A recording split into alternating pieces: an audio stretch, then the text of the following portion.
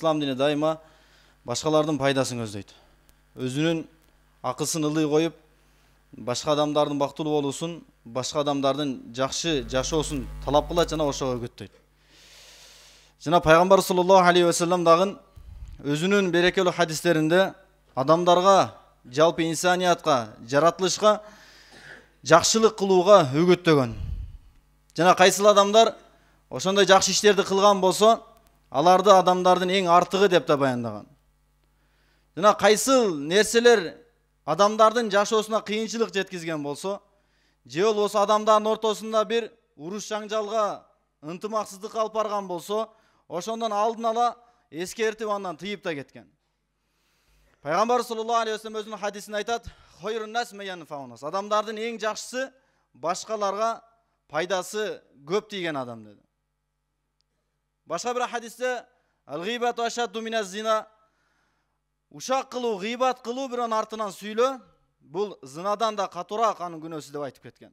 Себеби гыйбат кылуу менен адамдардын ортосунда ынтымак кетип, уруш жаңжалы башталат. Ошондон дайыма адамдардын бардыгын динибиз жакшылыкка, бири-бирине жакшы мамиле кылганга, пайда жеткизгенге көп үгүттөгөн. Жана пайгамбар саллаллаху алейхи ва салламдын өзгөчө сыпаттары ушул болгон, жана анын тегерегинде сахабалардын да сыпаты ошол болгон. Адамдардын жашоосуна бир кыйынчылыкты алып келген сыпаттардын бириси бул ал-ихтикар. Араб тилинде ал-ихтикар деп азык түлүктөрдүн арзан баасында, арзан кезинде алып туруп, кымбаттаган учурда сатуу.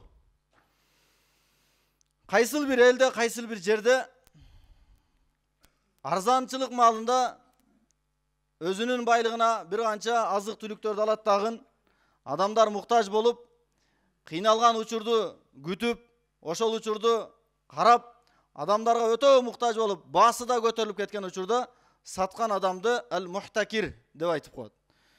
Пайгамбар саллаллаху алейхи ва саллям ушул ишти кылуудан өзүнүн берекелүү хадисинде тыйып кетти.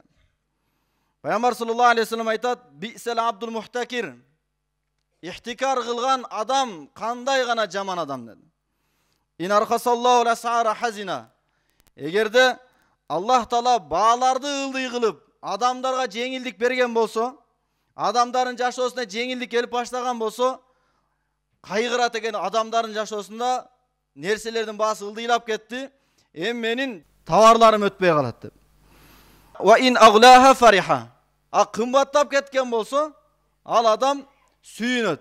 Эми өзүмдүн көздөгөн максатыма жетем деген. Пайгамбар саллаллаху алейхи ва саллям бул хадисте ошол ихтикар кылган адамдын жаман экендигин баяндады. Себеби бул адамдын ниети туура эмес. Башкаларга пайда жеткизем эмес, балким башкаларга зыян жеткизүүнүн аракетинде. Ислам өзүмчүлдүккө, өзүнүн пайдасын ойлоп туруп, башкалардын зыянын карабаган адамдар ислам жаман деп айткан, жана ошол сыпаттан тыйып да кеткен. Эгер кайсы бир адам ушул ишти кылган болсо, мисалы учур күз мезгили, түшүмдөрдү жыйнап турган учур. Эгерде өзүңүздүкү болсо маселе эмес.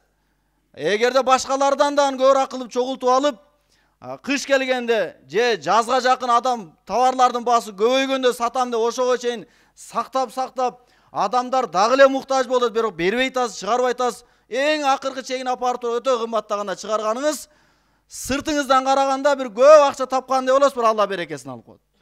Бир жагынан өзүңүз киргизип атасызбы? Экинчи тараптан Аллах Таала чыгарып коет экен. Не үчүн бул адам өзүнүн пайдасын ойлоду дагы, анан башкалардын зыянына маани берген жок. Себеби ислам динибиз өзүмчүлдүк эмес, балким башкалардын да пайдасын ойлогонго аракет кылат экен. Ошондон бир адамдын жашоосунун жакшы болуусун ойлогон адамдын жашоосу ал адамдын жашоосунан биринчи жакшы болот экен. Ошондон жашоодо мындай окуялар бул көп болгон. Пайгамбар саллаллаху алейхи ва саллям келгенге чейин ушул нерселер болгон. Анан кыямат кайынга чейин болот. Ошондон пайгамбар эскертип кетти. Мына ушул ишти кылбагыла деп. Эгер кылган болсо дагы ал адам жашоосунан береке таптакыр кетип калат. Бир адам ушундай бир учурда адамдардын бир элге бир ашарчылык, бир кыйынчылык жетип, алыскы бир жерде жайгашкан азык түлүккө барайын десе, жолдор жабык, жете албайт. Анан ошол жака жардам катары бир канча адамдар азык түлүктөрү жөнөтөт. Ал айылга жетпестен туруп эле бир канча адамдар чыгат дагы ошол нерселерди алып коюп, арзан кезинде арзан бааларга алат дагы үйлөрүнө апарып басып сактап коет. Анан баасы көтөрүлөт, адамдар муктаж болуп атат. Адамдар кыйналып атат, бирок бербей атат. Анан эң даң кымбаттасын деп күтүп отурган кезде Аллах Таала өзүнүн жеңилдигин берип, башка жактан ал адамдарга азык-түлүк берип коет. Ал адамдардын сактап койгон азык-түлүктөрүн, товарларын эч ким албайт. Өзү дагы аны түгөтүп бүтпөйт, натыйжада курттап бузулуп жок болот. Өзүнүн бир аз пайдасын ойлойт, бирок дүйнөсүнө жана акыретине толугу менен зыян жеткизип алды. Ошондон урматтуу балдар, бир иш кылаардан мурда ушул иш биринчиден башкаларга пайдабы? Анан өзүмө пайдабы, анан кылышыбыз керек экен. Өзүбүзгө пайда болуп туруп, бирок башкаларга зыяны тийип аткан болсо, ал ишибизде иншалла береке эч качан болбойт.